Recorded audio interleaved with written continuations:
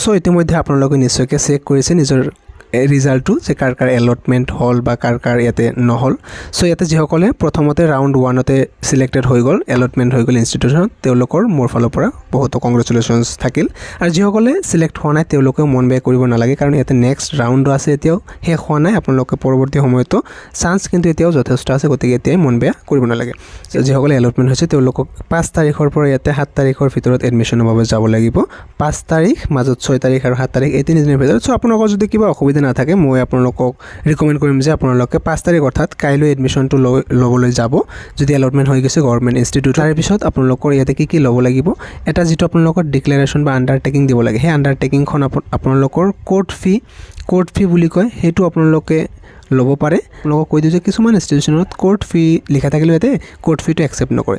10 টকাৰ minimum court ফিটো ল'লে হৈ গ'ল আপোনালোকে। আৰু 10 টকাৰ নাপাব পাৰে আপোনালোকে 5 টকাৰটো পালে 5+5 দুটা লৈ যাব আৰু A4 পেপাৰত এটা কোণাত লগাই দিব, মই দেখাইছিলোঁ সেইদিনাখন।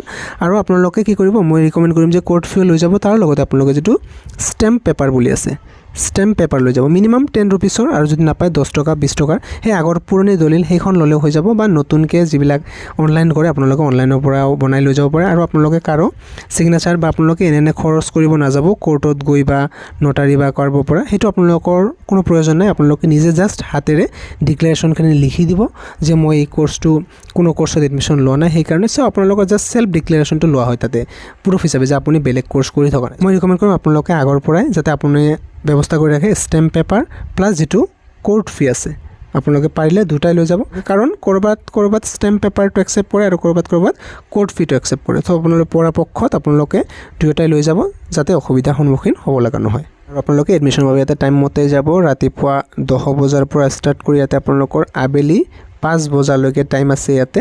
আৰু আপোনালোকৰ টাইম হোৱাতে এডমিশ্যন হোৱাতে যিহেতু আপোনালোকৰ ভেৰিফিকেশ্যন হ'ব ডকুমেণ্ট, অকণমান টাইমো লাগিব, গতিকে আপোনালোকে আগতে গুচি যাব, তাতে আপোনালোকৰ বহুতো কেণ্ডিডেটৰ ভিৰ থাকিব, বাকী কেণ্ডিডেটো আহিব।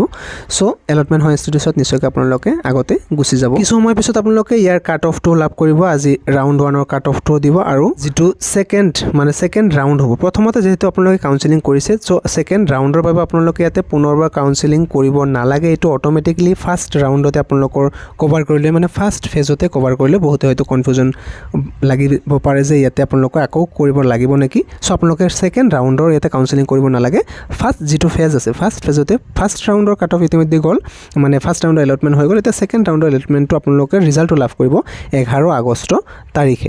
চ' আপোনালোকে 11 আগষ্ট তাৰিখে পুনৰবাৰ আজি যেনেকৈ চালে ৰিজাল্ট তেনেকৈ চাব পাৰিব। যদি এলটেড হৈ যায় আপোনালোকৰ এডমিশ্যনৰ বাবে যাব লাগিব ইয়াতে 12 আগষ্ট তাৰিখে। চ' যিসকলৰ অলপৰ কাৰণে ইয়াতে অলপমান মাৰ্কছৰ কাৰণে ছিলেকশ্যন নহয়, তেওঁলোকৰ ইয়াতে ছিটটো পাই যাব নিশ্চয়কৈ। ইয়াতে কাট অফটো দিলে আপোনালোকে বুজিব পাৰিব আপোনালোকৰ কিমান মাৰ্কছ আছে, সেই অনুযায়ী আপোনালোকৰ ছিট পোৱাৰ কিমান চান্স আছে। বা যিসকল ইয়াতে কেটেগৰী ৱাইজ থাকে, তো তেওঁলোকৰ ইয়াতে কেটেগৰী ৱাইজ পোষ্ট থাকিলে পাই যাব, বা আনৰিজাৰ্ভৰ যদি মাৰ্কছ থাকে তেনেকৈ ইয়াতে পাই যাব। ছাপ'জ ধৰক ছেকেণ্ড ৰাউণ্ডতো যদিহে ইয়াতে ছিট নাপালে, মানে যদি ইয়াতে আপোনালোকৰ এলটেড নহ'ল, নেক্সট আপোনালোকৰ আৰু এটা চান্স আছে ইয়াতে অনলাইন কাউন্সেলিং আকৌ আপোনালোকে কৰিব পাৰিব ছেকেণ্ড ফেজৰ বাবে। ঠিক আছে, ছেকেণ্ড ফেজৰ বাবে আপোনালোকে আকৌ কৰিব পাৰিব যিকেইটা ছিট আছে সেইকেইটা ছিটৰ বাবে, আৰু সেইটো হৈছে 16 আগষ্ট তাৰিখে। চ' ইয়াতেও চান্স আছে, আৰু তাৰে ৰিজাল্টটো ঘোষণা কৰিব ৰাউণ্ড 3ৰ বাবে হ'ব দেই। এইটো ফাৰ্ষ্ট ৰাউণ্ড ছেকেণ্ড ৰাউণ্ড পাৰ হৈ যাব, তাৰে বাবে ৰিজাল্ট ঘোষণা কৰিব। আজি যেনেকৈ আপোনালোকে চাব পাৰিলে, ঠিক তেনেকৈ এইটো থাৰ্ড ৰাউণ্ডৰ বাবে চাব পাৰিব 18 আগষ্ট তাৰিখে। আৰু যদি তাতে আহি যায় আপোনালোকে তাতে এডমিশ্যনৰ বাবে 19 আগষ্ট তাৰিখে যাব লাগিব। চ' এতিয়াও চান্স আছে, মন বেয়া কৰি থাকিব নালাগে যে আপোনালোকে ছেকেণ্ড ৰাউণ্ডৰ বাবে ৱেইট কৰক, আৰু তাতেও যদি নাহে আপোনালোকে ৰাউণ্ড 3 তাতে সেইটোৰ বাবে ৱেইট কৰিব, আৰু ছেকেণ্ড ফেজৰ বাবে কাউন্সেলিংটো কৰিব পাৰিব।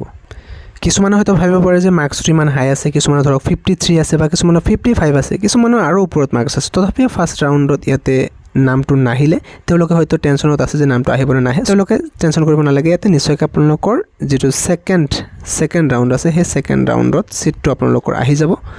চ' ফাৰ্ষ্ট ৰাউণ্ডত যিটো হয় অলপমানৰ কাৰণে, কাৰণ ফাৰ্ষ্ট ৰাউণ্ডৰ কাট অফ ইয়াতে বেছিয়ে যায়, যিহেতু ছায়েন্সৰ ছিট যথেষ্ট কম থাকে, আৰু ছায়েন্সৰ কেণ্ডিডেটৰ বাবে অকল 30% ছিট থাকে। চ' ইয়াতে আপোনালোকৰ যদি ছাপ'জ এটা ইনষ্টিটিউটত 50টা ছিট আছে, তাৰে ভিতৰত 35টা আৰ্টছ আৰু কমাৰ্চৰ বাবে থাকে, বাকী 15টা ছিট ছায়েন্সৰ কেণ্ডিডেটৰ বাবেহে থাকে ইয়াতে আকৌ কেটেগৰী ৱাইজ ৰিজাৰ্ভেশ্যন থাকিব দুটা এছটিৰ বাবে থাকিব এছচিৰ বাবে থাকিব অবিচিৰ বাবে থাকিব বাকি জেনাৰেল ছিট ধৰক ইয়াতে কেইটামান থাকে 8টা মান এনেকুৱা না কেইটামান থাকে আৰ্টছৰ ক্ষেত্ৰত ঠিক তেনেকৈ হয় কেটেগৰী ৱাইজ ৰিজাৰ্ভেশ্যনো থাকিব বাকি জেনাৰেল পোষ্টটো ইয়াতে থাকে সো সেইকাৰণে প্ৰথম ৰাউণ্ডৰ কাট অফটো অকমান বেছি আছে আপোনালোকে চিন্তা নকৰিব নেক্সট ৰাউণ্ডৰ কাট অফত আহি যাব যিসকলৰ অকমান ভাল মাৰ্কছ আছে লগ পাম নতুন ভিডিঅ' এটাত থ্যাংক ইউ